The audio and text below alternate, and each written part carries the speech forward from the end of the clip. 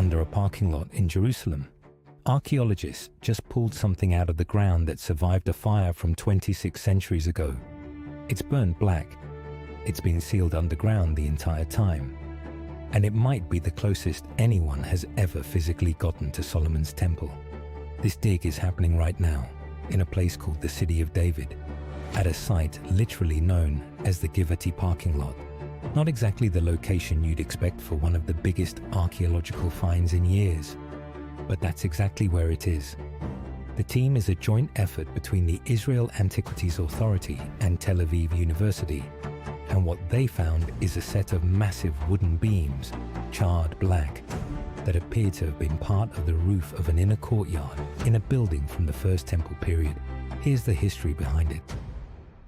The First Temple was built under King Solomon, and it stood as one of the most significant religious sites in the ancient world until 586 BCE, when the Babylonian king Nebuchadnezzar II destroyed Jerusalem and burned the temple to the ground.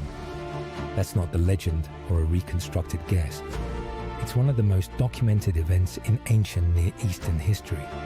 So how does wood survive a fire like that for 2,600 years? This is honestly the most interesting part.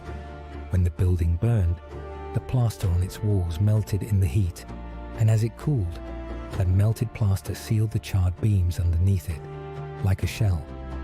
That seal kept air and moisture out well enough that the wood held together instead of rotting away over the following 2.5 millennia. And because it survived intact, it's not just historically moving, it's scientifically valuable.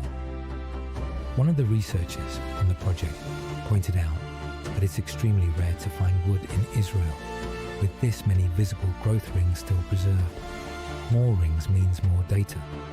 Using that, scientists can now narrow down the exact age of the wood to a window of roughly 10 years, which is an incredible level of precision for something this old.